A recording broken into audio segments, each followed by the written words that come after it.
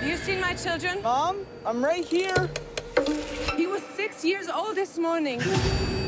Oh no. Mom, I'm scared. Night. Just let me love you again. That's all I want. We may not see eye to eye anymore, but I do still remember a time, a better time, a golden time, where I watched the first 4 films on repeat with my friends and family. I even remember being thrilled to go visit my dad to watch Unbreakable with him because he loved The Sixth Sense as much as I did.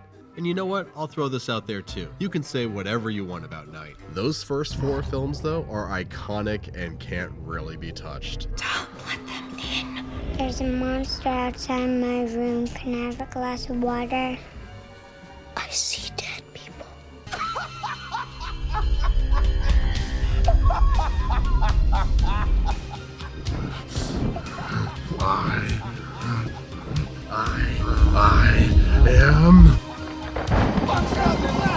I am unbreakable!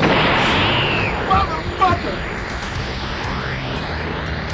They grossed over $1.6 billion in the late 90s, early 2000s box office. That is impressive for anyone, let alone a new, young director. And also, back then was the time that he started writing Split. You know, the diamond in the rough for modern M. Night. But I'm not here for any of that, really. Though I'm also not really here for what I'm about to say, either. Because before I talk about Old and its source material, which are both stories about people aging at horrifyingly fast rates, I do feel it's important to mention M. Night's other recent horror thriller about aging.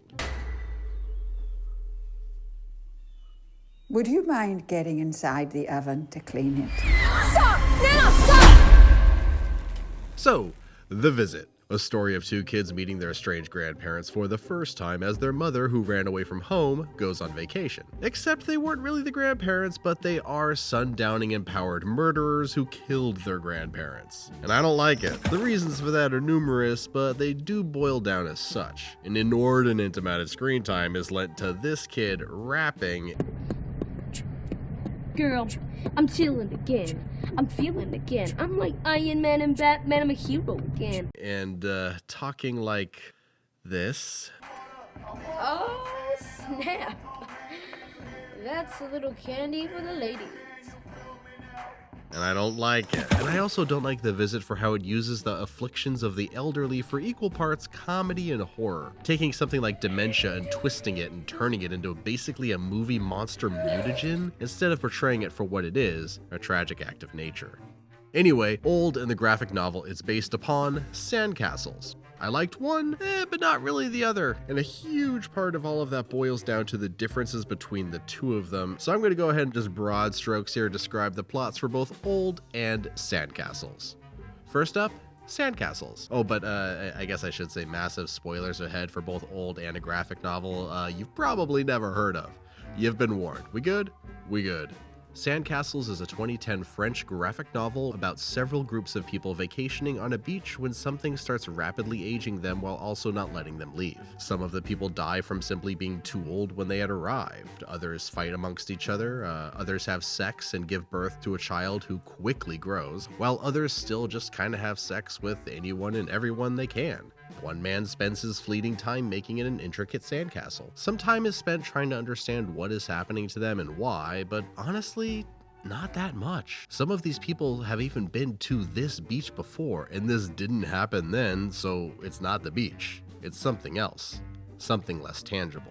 There is a moment where someone these characters know from a hotel they're staying at comes running towards the beach as someone else shoots at them. But we never really learn what's going on here, as he's shot and killed before he gets anywhere near them, dying beyond the boundary of where they're allowed to go while under the effects of the rapid aging. Eventually, the character who's been on the beach the longest, Amison, tells the story of a king who talked death into giving him 7 extra years of life. But instead of using those 7 years to live life to the fullest, he instead tries to find a way out of dying yet again, this time to no avail, wasting those precious years he gained by shunning his loved ones and pursuing something that was impossible. Ultimately, the characters in Sandcastles come to terms with what is happening to them and spend their remaining hours as they wish. Some simply with those they care about, or others walking into the ocean, and others still just laying down and going to sleep knowing that they will never wake up. The man making the sandcastle dies, falling face first into his creation in a very fitting and sad scene.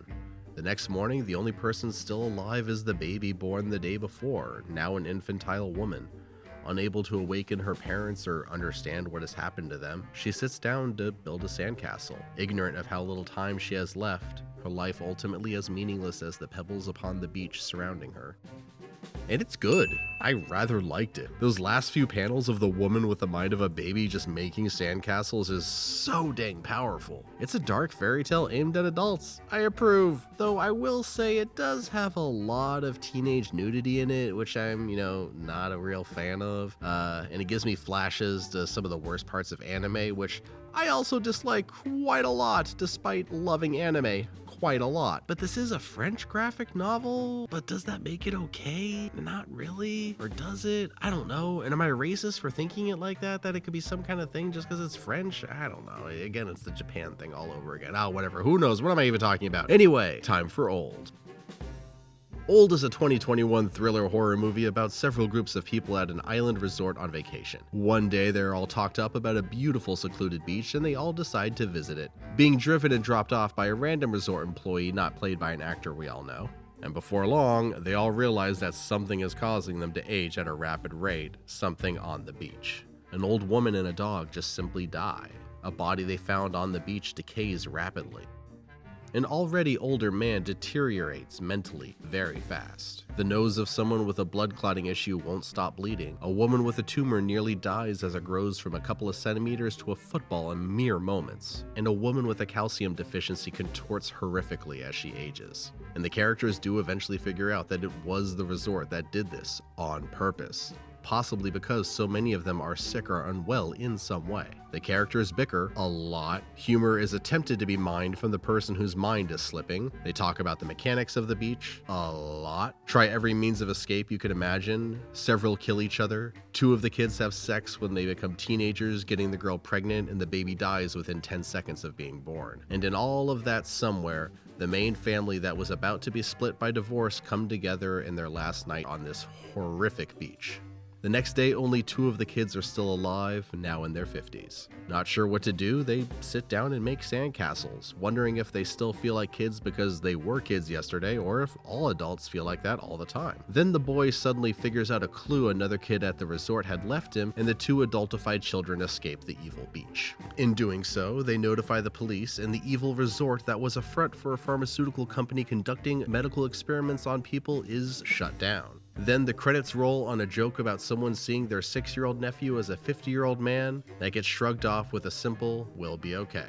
And I didn't really like it. First off, the whole plot twist of an evil drug company at the end, that's incredibly bad taste there, Knight. Comically tone deaf. Can't get insurance for COVID. You can't get insurance for hurricanes. This is insanity. Can't get insurance for COVID. And you can't get insurance for COVID. You can't get insurance for COVID. Can't get this is insanity. And action! All right, here we go, guys. Be careful and action!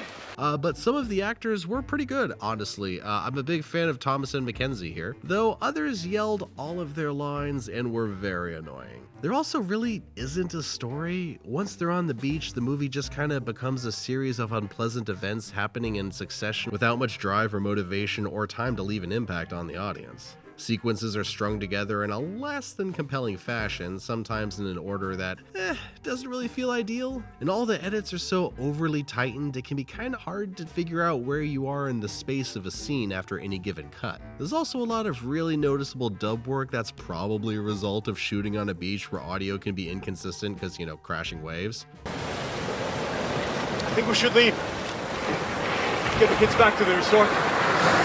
But more work could have been done to hide this, and I don't know. It was really obvious. But needless to say, the two stories are related while also starkly different. Just take the storyteller Amundsen in Sandcastles. He's gone from being an Algerian jeweler to this guy, a rapper named Mid-Size Sedan. Both of the characters were on the beach before everyone else was. Both have a bloody nose basically the entire story. Both witness the death of the person whose body is found, and both are blamed for said death. Only Mid-Size Sedan doesn't tell a story that brings the other characters peace of mind and ties all the themes together. And true, yeah, he also doesn't sleep with a character who had been a teenager just a few hours before they did the thing, like in Sandcastles, which is a point in favor of Knight. Good for him on making that call. But outside of being a red herring, Mid-Size Sedan has no part in this story. He contributes nothing. In my mind, Mid-Size Sedan is, he's a musician, specifically a hip-hop musician. And I envision him, in my mind, as a very conscious lyricist. He's only there to create suspicion, generate a corpse to raise tension, and create opportunities to make fun of rap culture. Why does that feel so familiar? One of these two stories is about accepting the temporary fixture that is life and finding meaning and beauty in the non-permanence of it. The other is about, well, I'm not really sure. Between this movie and The Visit, Knight clearly has something on his mind about the way people age, but the through line is murky at best. In The Visit, an elderly couple break out of an insane asylum and kill several people in pursuit of a life they never had, as sundowning and dementia make them horror movie monsters. While in Old, sick people and their families are forced into a nightmare scenario where they either learn a lesson or are turned into horror movie monsters by their own affliction's rapid progress, while also squeezing in an anti-pharmaceutical twist at the end of a movie shot and released during a global pandemic. But that's politics, and I'm not here to talk about politics. I'm here to talk about a movie that wants to be about learning to live your life with your own mortality, but ends with a moment of triumph over death. Hey, you know what? Who knows? Maybe that wasn't the fault of M. Night here. Maybe Universal wouldn't pick up distribution for the film if Night didn't go with this kind of an ending. Maybe the Shyamalan cut is out there somewhere and has an ending closer to that of the book with some real meaning behind it. It's totally possible. Because while Knight did fund the production of Old completely out of his pocket, he did partner with Universal to get the film distributed to exhibitors. And maybe Universal wanted a different ending before they'd open up their purse. Who knows? But I'm not here to review some alternate cut of Old. I'm reviewing the version that was released in theaters that demonizes medicine while casting sick people as monsters, but also wants you to stop every now and again to sniff the roses. The point of Sandcastles, and that M. Night seems to want to make here, is to treasure the time you have while you have it and don't waste your life lamenting the briefness of it. But ending on a thing about conquering death and disease and corporate greed is just so confused, and it renders the movie meaningless.